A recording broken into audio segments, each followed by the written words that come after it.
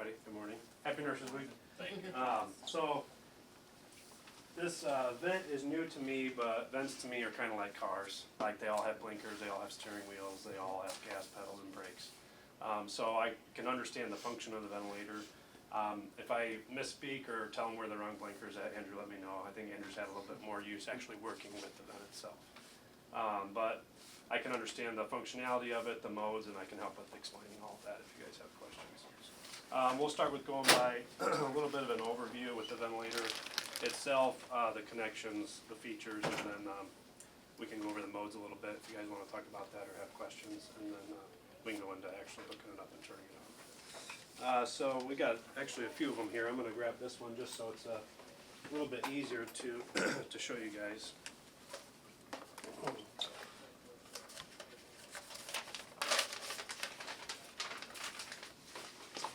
Alright, so on the top here, we have quite a few connections. This one here is where your oxygen is going to go. That's simple enough. It provides oxygen to the machine and the screws in here. They all have the same fitting, so you shouldn't run into an issue there. It has two pressure lines that get connected from the circuit. One of them's green and it matches green tubing, so you can't mix them up. And then one of them's clear, it matches the clear tubing. Now the green one itself measures pressures within the patient circuit, so that's what gives you information back to the ventilator, the feedback, to allow the ventilator to know what pressures are within that circuit. The white one itself helps with the expiratory valve and expiratory pressure, so it helps control that expiratory valve to make sure that everything's going fine that way. One more feature it has here is this center one. And that one is just a relief valve, so it doesn't allow pressures to build up so high in the circuit where it may cause the patient to be injured, so it's a relief valve. Under the red cap, and that's where the patient circuit goes itself.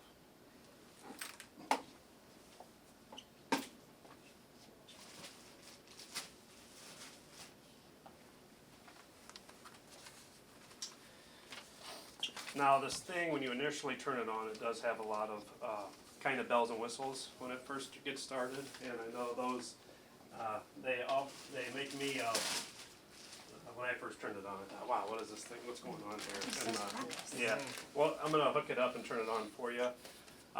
You want to make sure it's hooked up prior to kind of getting it going because it'll prevent a lot more alarms, unnecessary alarms from happening. Comes with a 6-foot or 12-foot circuit. This one must be the 12-foot. It's massive. Green to green. You know, the circuit to the larger bore.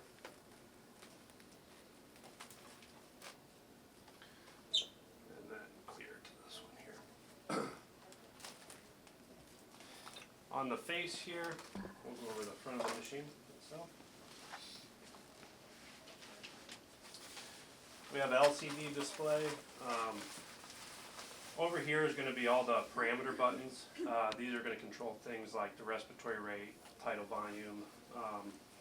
On the top, you're going to have a heart rate and SpO2 monitor. Up on the top here is where those connections come into play.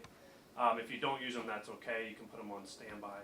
But if you have the opportunity, you can. We have, and when we turn it on, we'll be able to see all these functions light up.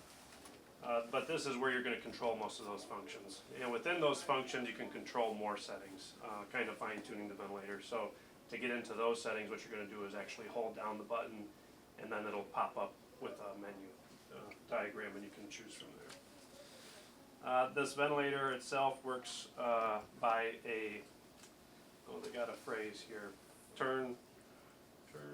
Touch, turn, and confirm. touch, turn, and confirm, yeah. So when you want to adjust something, you touch it, you use a dial to turn, and then your confirm button's right here. So everything works a little bit differently. You know, some ventilators, all you got to do is keep tapping the parameter button and it locks in. And I'm very much used to that, so it took me a second to realize, okay, I got to come down here and confirm the setting I want. Over here we have a manual breath button. We can provide a manual breath if we're just trying to assess the patient, or the physician says give the patient a breath right away, we can hit that and it'll provide a manual breath. If we hold it down, it can provide a held manual breath. And useful information on that is a plateau pressure, and that is the pressure that it takes to just descend along with the volume we give. It takes away that driving pressure and that initial pressure to get the volume into the lung, but it just maintains the opening pressure. We call that plateau pressure, and we look at that for airway resistance issues and things. So if they ask you to hold, just hold the plateau pressure, just hold that button, and it'll pop up with the measure. Let's see. Power switch is right here, on and off, very simple. There's not much to it there. And we do have a power cord, let's see, right here. It takes about 2 hours to charge to 90%, and 100% battery, they claim that the battery life is about 10 hours. So you got quite a bit of battery life on this machine itself. It has 4 modes, 2 non-invasive modes, 2 invasive modes. The non-invasive modes would be CPAP, and they call it bi-level, but it's BiPAP. Anytime you have 2 different pressures, it's bi, two positive airway pressures. They call it bi-level. Different machines call it different things, but it's basically 2 different pressures. And we ventilate patients with pressure and volume and flow, but the only way to get a difference in volume is to have 2 different pressures. Okay. So CPAP itself is just one continuous positive airway pressure. This can help a patient in distress. This can help a patient who's in CHF or short of breath from COPD. Typically, patients like BiPAP a little bit better because they can feel an inspiratory pressure and they feel like they're getting a breath. And then when they breathe out, that pressure softens a little bit and they feel like they can breathe out. So typically, patients like BiPAP a little bit better, but CPAP is a very good tool as well. You can provide 21 to 100% oxygen and titrate by 1% with this ventilator, as long as you plugged in. It does have an internal compressor, so if there happened to be no oxygen power to the device, which is how we're going to run it today, it'll still ventilate the patient. The 2 invasive modes are assist control and SIMV. And those are just 2 modes in which we ventilate patients that are intubated. Assist control is kind of like your safest bet. It's a fully supported mode. It's got timed mandatory breaths, so we can program the ventilators to say, okay, I want to give 12 breaths per minute to that patient, and the ventilator will do that. The patient can still breathe on top of that, and every breath they take will be a fully supported vent-driven breath. The other mode itself is called synchronized intermittent mandatory ventilation, and this has a bit of assist control personality. You still have a timed breath. You still can put a desired rate in, so the patient will still be fully ventilated. But all in between, if you have a spontaneously awake patient, they can take a breath in, and we can provide as much or as little support on all those spontaneous breaths. When they take a breath, it's not going to be that full punch of a fully supported breath. That can be kind of titrated. Yes. So is it safe to say that the SIMV is for someone who's awake intubed, and assist control is for somebody who's sedated? Yeah. And on the ventilator? Yep. That's safe. That's safe. And SIMV is what majority of what you transport with? Typically, most EMS providers will transport an ACV. Yeah. Assist control. Oh, really? Yeah. When I went through all my training, we were always taught SIMV was more of a weaning mode. Yeah. With EMS, Yeah. we're not necessarily weaning people off of that, we're initiating them. Good mom. As ventilation has evolved, it was very I wouldn't say barbaric, but it was. It was just volume in, volume out, and they've developed as time went on. They developed modes like SIMV and PRVC and bi-level. Bi-level, not in terms of BiPAP, but an invasive bi-level. So they have evolved and made ventilating a patient more comfortable and better for the lung tissue and things like that. So when I think they were initially making these, they thought of SIMV as we could possibly start weaning patients on this, because we can provide we can keep taking that pressure down every time they breathe in on those spontaneous breaths. We can give them a little bit and it'll cause that diaphragm to actually work more. So I think that was the original thought process with SIMB. We don't typically use it too much at the hospital. Certain physicians like it and we do what they like. Our cardiac surgeons like it because they want those patients heart surgery, extubated and home, so they have goals and we try to help them with that. So those are the two invasive modes. Now when we talk about ventilating a patient, we can either provide them with a volume or provide them with a pressure change. And we can tell the ventilator to do that. The ventilator only going to do what we tell it to do. So you'll see ACV, which stands for volume, and we can program a volume to give that patient, and that patient will receive that volume every time. You'll see ACP, and ACP stands for the pressure. Now we can provide a difference in pressure for that patient, and it will provide us with a volume. That volume will it may fluctuate because our lungs are elastic and they do different things and they bronchospasm, but the ventilator, all it's going to do is provide that same pressure every time. So we'll get a variable volume. But if we provide the same volume every time, the pressure will come up and down. So we can't have one variable without the other, and one always affects the other. Along with that, there's flow that drives the breath itself. But that's a little bit too much. We're gonna turn the ventilator on here.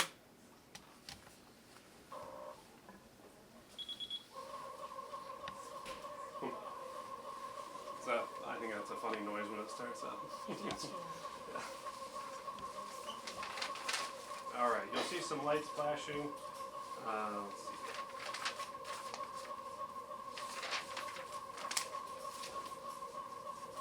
Attached patient circuit, which we did. When we power up the ventilator, you'll see that the ventilator performs a self-check, and we have yellow and green light flashing.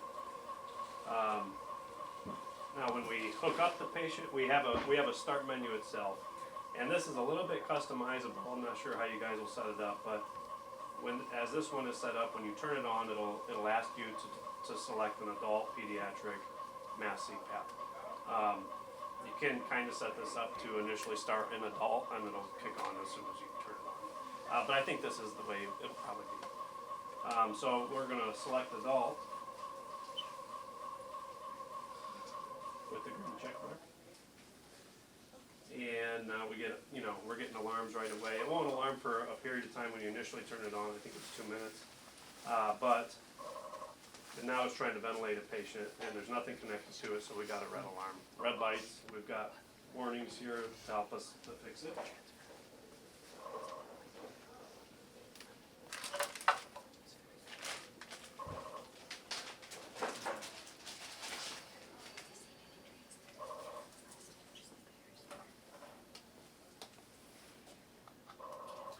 So when we attach the test lung itself,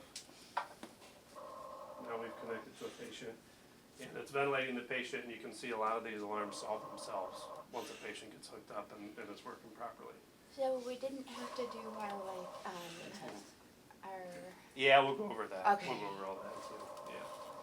Yeah, and that's just to Check the tubing. check the tubing, make sure there's no leaks, connections, things like that. Sure.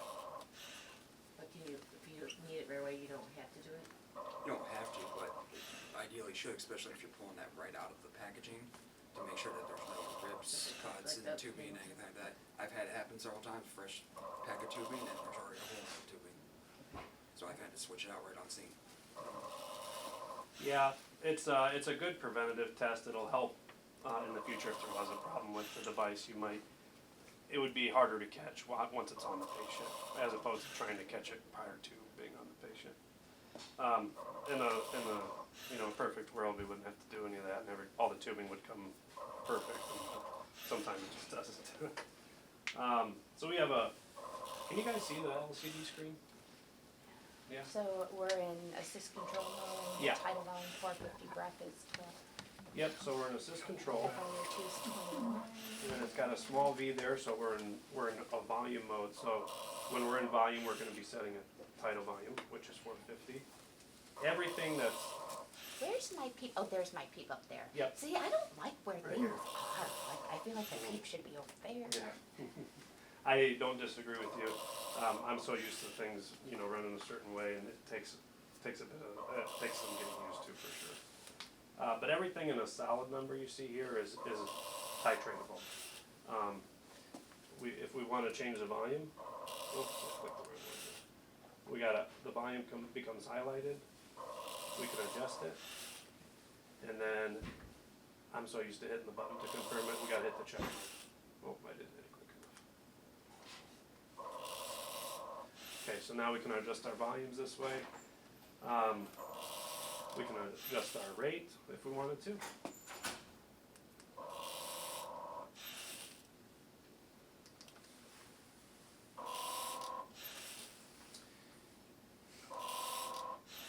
And we can hear the audible differences to the machine itself, cycling the breath. We have a lot of different options here with the mode. So, are you guys just going to be running volume probably? Volume control? Do you guys run volume or do you guys do pressure too? Volume. We'll just stick with volume. Then to adjust the FiO2, go ahead and click on that. And since we're not hooked up to oxygen and if Okay. we're hooked up to oxygen, we get an alarm. To solve the alarm, plug in oxygen or bring it back to oxygen. There's no end title on here like the, okay. Alright, so that's kind of my overview of the ventilator itself. If we want, we can take a little break now, and then we can go over the check, and then things like that. Alright, so when we're turning on the vent, you want to make sure that you have all your tubing connected prior to turning it on. Once you turn it on, See ya. you're going to select the mode that you're going into. So if you're doing it for an intubated patient, select an adult. Make sure with a gloved hand you're covering the port on the tubing. At that point, within about 10 seconds or so, you should start getting this high airway pressure alarm. The high airway pressure alarm, this is basically the self-check that you should be doing before you apply this to the patient to make sure that there's no rips or tears in the tubing, make sure all the connection points are secure and that there's no big leaks anywhere. After that, remove your hand. It's automatically going to continue with the check, and then you can apply it to the patient. You can then go through and set your settings depending on what you're trying to do. Tidal volume, Thank you very much. Thanks for your breaths per minute. If you need to adjust your trigger is going to be for Alright. sensitivity wise. It's going to be telling you when the vent needs to give that breath. So if you want it very sensitive, you can take it down to 0.5 or 1. Sorry, negative 0.5 or negative 1 for sensitivity, so that way it gives a breath every single time that it's sensitive. If you think it's oversensitive and it's given too many breaths at that point, you can adjust it to where it goes up to -6, and we tend to use that in the field when we have cardiac arrest patient bouncing down the road. It helps compensate for all those bumps, all that movement, so that way it doesn't sense that the patient's trying to breathe and give them a breath accidentally. So in order to get to that trigger menu, all you're going to do is hold down the PIP button. You'll see trigger level come up, and then you can adjust it from there, whatever you want to adjust to, and then select it.